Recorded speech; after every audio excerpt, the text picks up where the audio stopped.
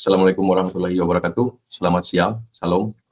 Terima kasih yang sebesar-besarnya kepada Pak Pendeta yang meluangkan waktu untuk kita dalam sesi wawancara ini.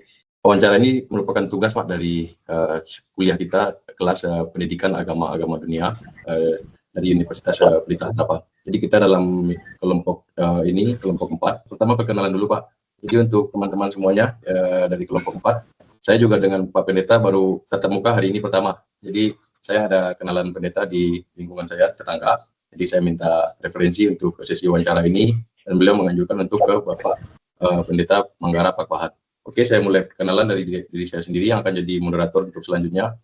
Nama saya Edo Maghribi, mahasiswa Teknik Elektro Universitas Pelita Harapan.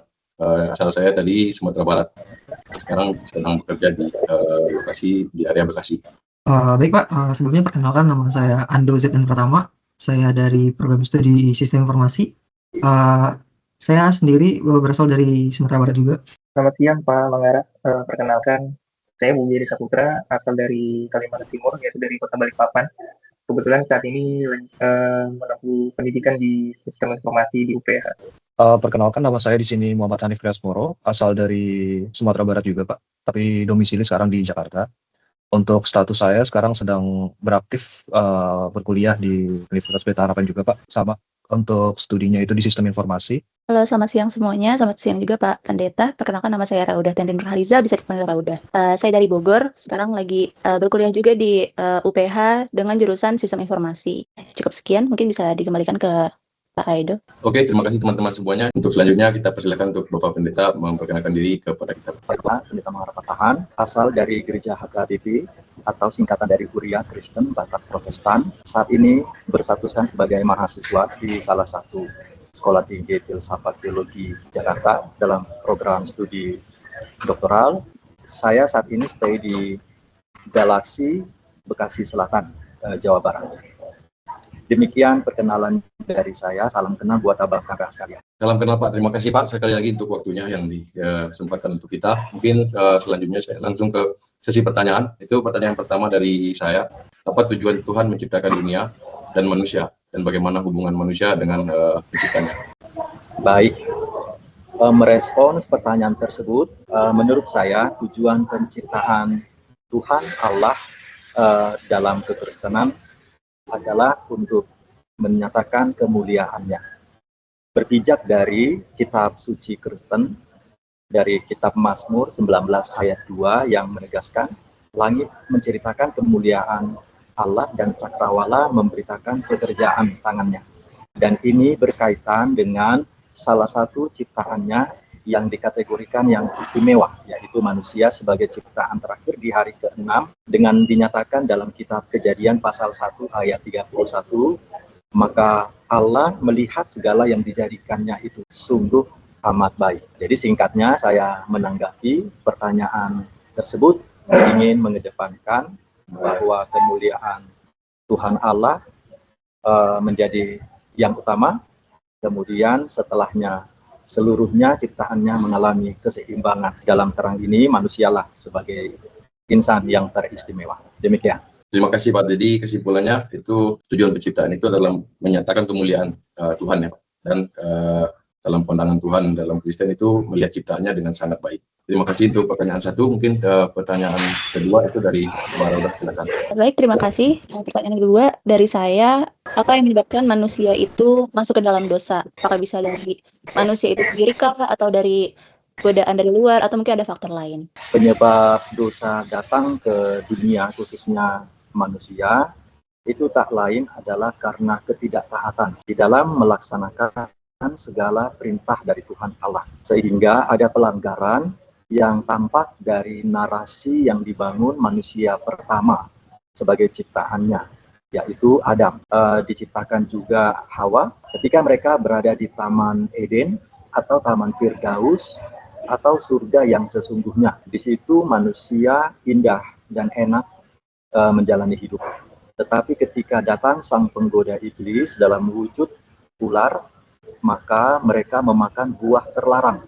Di tengah-tengahnya yang padahal sudah dinyatakan Tuhan Allah kalau segala buah makanan yang lainnya boleh dimakan.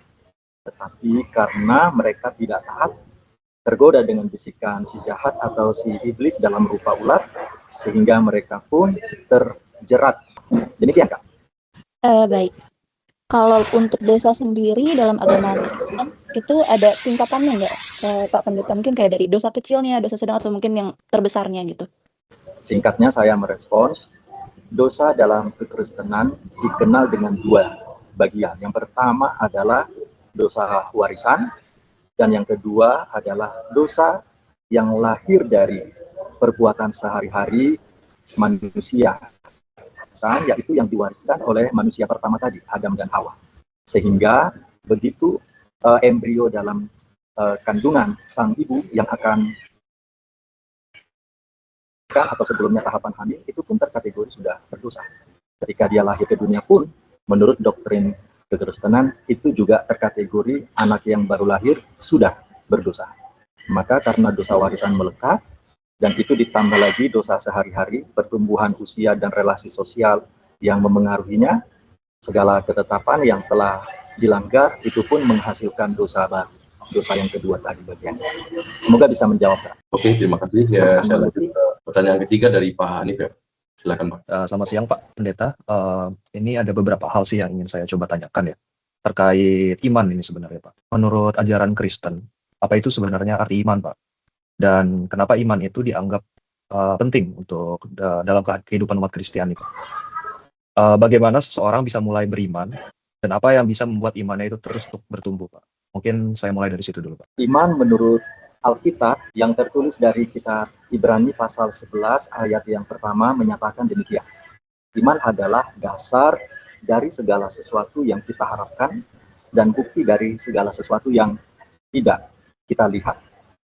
Dari sana kita ditolong untuk memaknainya bahwa iman itu pemberian dari Tuhan Allah sendiri ketika manusia menyadari dia adalah ciptaannya dan penuh dengan keterbatasan, maka sebagai pendosa sudah sepantasnya datang kepada Tuhan untuk memohon ampun dan menyerahkan diri secara total dan berkomitmen untuk dapat bangkit dari keterpurukan sehingga boleh berkomitmen menjauhi setiap larangannya dan menegak luruskan atau bertahan dalam setiap ketetapan atau perintahnya. Nah, dalam bukti yang diraih oleh kekristenan dapat dilatih dari kerajinan beribadah yang diselenggarakan dari profesan khususnya HKBP.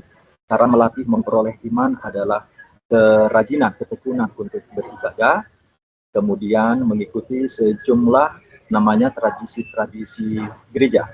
Salah satunya adalah ketika adanya perayaan-perayaan di dalamnya, iman itu adalah membuka ruang hati, percaya keselamatan, adanya kematian Yesus, mewakili penderitaan dunia, sehingga kebangkitannya, hingga kenaikannya, mewakili dengan pengalaman setiap orang yang percaya kepadanya.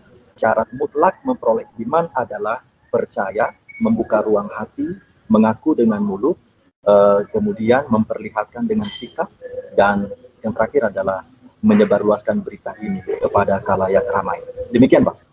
Baik, terima kasih banyak Pak Pendeta Manggara, sudah cukup menjawab dan sudah cukup jelas. Saya lanjutkan ke Mas Edo. Terima kasih. Terima kasih Mas Hanif dan Pak Pendeta. Ya. Oke, selanjutnya ke pertanyaan keempat dari Mas Ando ya. Silakan. Jadi gini Pak, saya mau bertanya tentang surga, Pak. Menurut kekristenan, seperti apa gambaran surga menurut Alkitab, Pak? Dan apa saja yang harus dilakukan seseorang agar bisa masuk surga, Pak?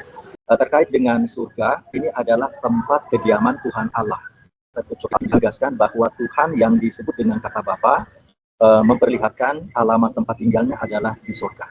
Maka di sana kehadiran Tuhan itu bisa melampaui logika manusia yang dalam perspektif perjanjian lama ini mendefinisikan bahwa Yerusalem baru itu adalah di tempat yang bahagia, tidak ada lagi penderitaan, tidak ada air mata, tidak ada tangis, semuanya sudah sukacita.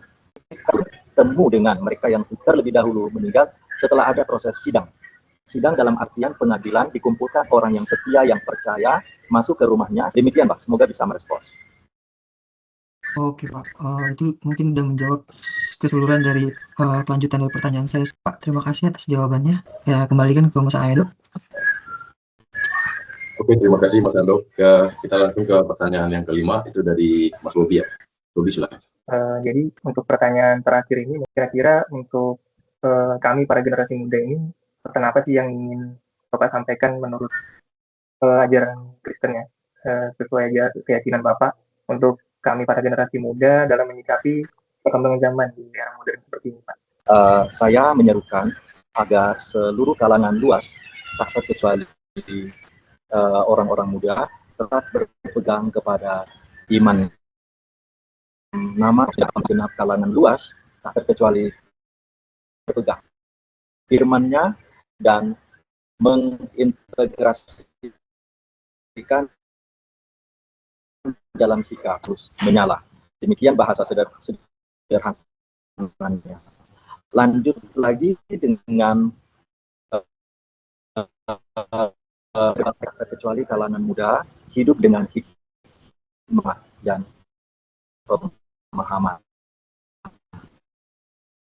yang diperoleh berdasarkan nilai takut akan Tuhan. Orang yang berhikmat akan mampu untuk menjauhi setiap larangan Tuhan dan memberlanjutkan setiap ketetapan atau perintah-perintahnya.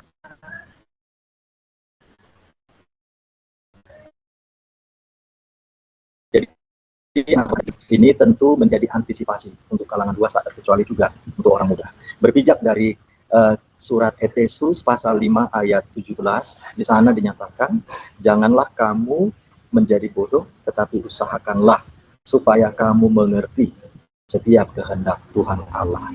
Jadi dari sini tentu sangat diharapkan generasi yang terbaru lagi, istilah-istilah lahir di era-era berikutnya, tetapi kesetiaan, ketergantungan, serta melekat, saya memakai kata melekat kepada Sang Pencipta dalam hal. Semoga bisa menjawab. Baik, terima kasih Pak Pendeta Manggarai. Selanjutnya saya kembalikan lagi ke moderator, Mas Aidu, silakan. Oke, berarti jawabannya cukup jelas. Mungkin itu 5 pertanyaan dari kami ya Pak Pendeta. Itu pertanyaan dari Mas Bobi adalah pertanyaan terakhir.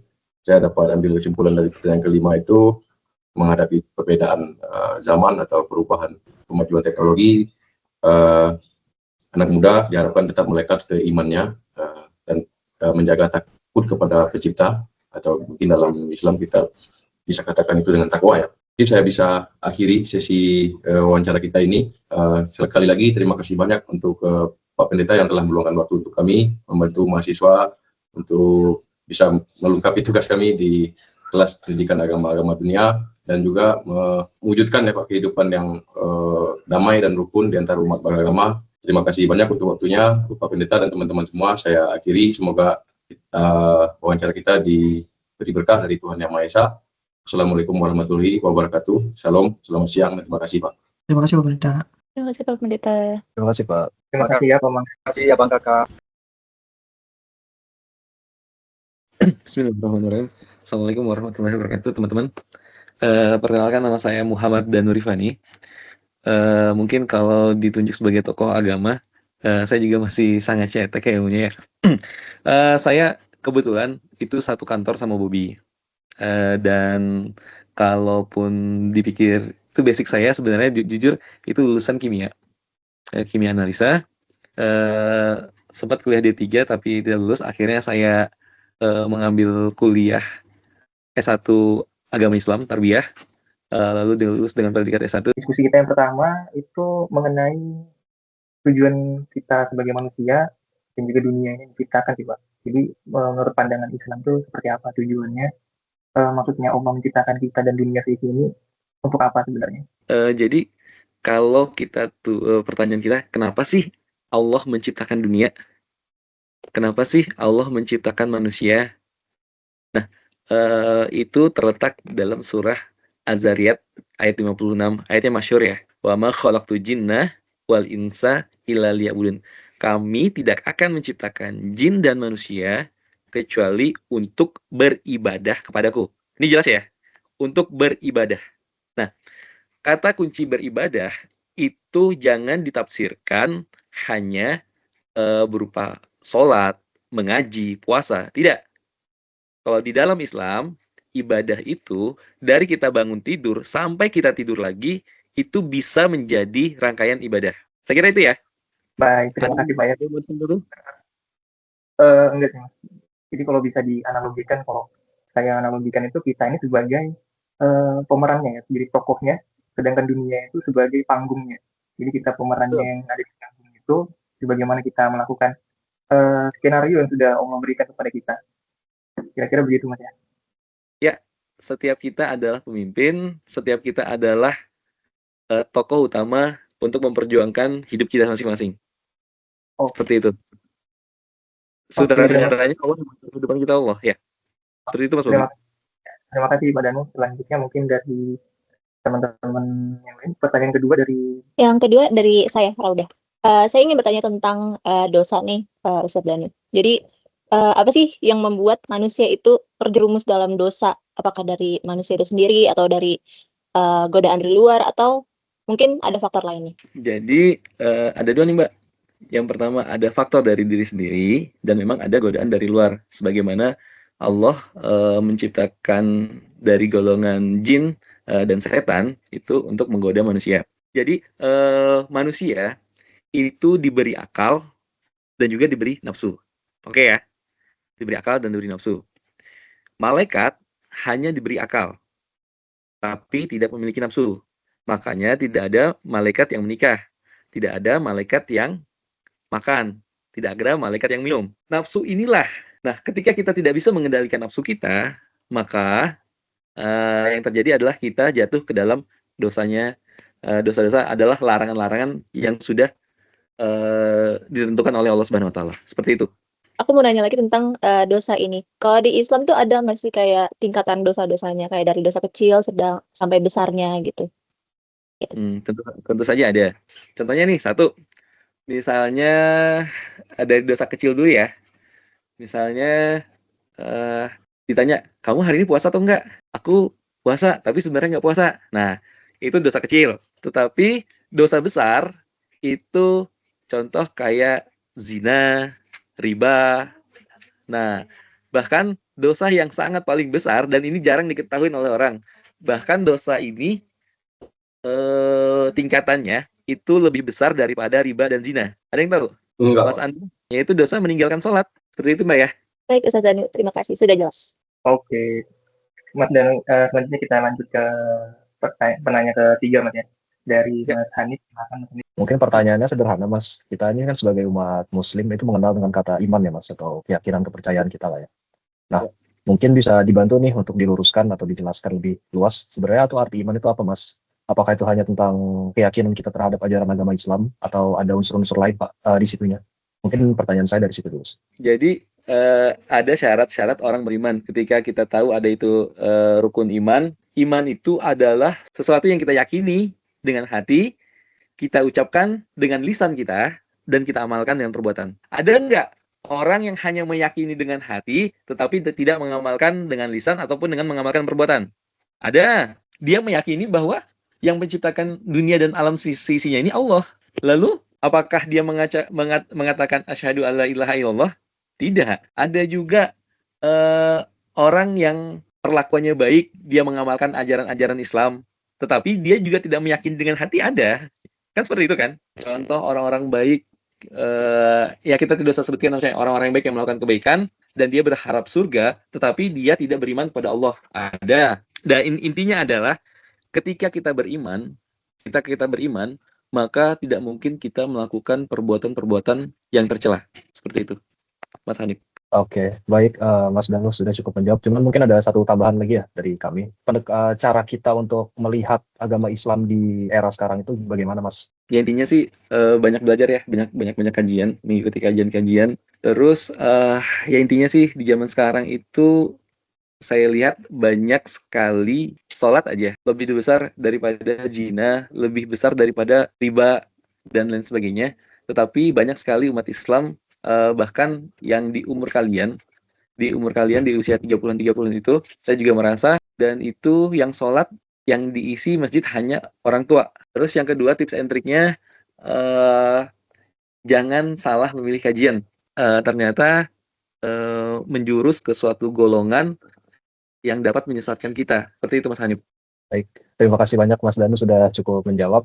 Saya kembalikan ke Mas Bobi sebagai moderator. Terima kasih. Baik, terima kasih Mas Andi atas pertanyaannya. Selanjutnya mungkin kita bisa lanjut aja ke pertanyaan keempat dari Mas Andu. Silakan Mas Andu. Oke, baik Mas. Di sini saya mau bertanya tentang surga nih. Jadi apa saja yang harus kita lakukan sebagai umat Muslim agar bisa masuk surga? Dan apakah semua manusia berpeluang untuk masuk surga atau hanya orang tertentu saja? Dan siapa saja yang pantas atau tidak pantasnya masuk surga gitu, Pak? Apa syarat utama? Syarat utama seseorang bisa masuk surga. Oke, menurut agama Islam adalah ketika dia mempunyai keimanan dalam hatinya, dia pernah mengucapkan syahadat, asyhadu alla ilaha illallah wa asyhadu anna muhammadar rasulullah, lalu sampai akhir hayatnya dia meyakini itu, maka itu sudah syarat sah dan itu kunci utama untuk membuka pintu surga. Kedua, bagaimana cara masuk surga? Itu kan intinya ya. Menjalankan segala perintahnya dan menjauhi segala larangannya. Tetapi pada prakteknya tidak ada manusia yang luput dari dosa kecuali Nabi dan Rasul ya. Kita sepakatin. Semua pantas ketika dia sudah mengucapkan 2 kalimat syahadat, semuanya pantas. Tetapi sebagaimana ada istilahnya itu pencucian ya, pencucian. Oke, ketika kita amal baik kita itu lebih banyak daripada amal buruk kita, makanya langsung go surga gitu ya. Tetapi ketika amal buruk kita ataupun amal baik kita itu seimbang, maka kemungkinan kita juga akan masuk surga. Tetapi ketika amal buruk kita lebih banyak, maka kita akan masuk ke dalam yang namanya neraka. Nah, disitulah dosa-dosa kita akan dihapus lah.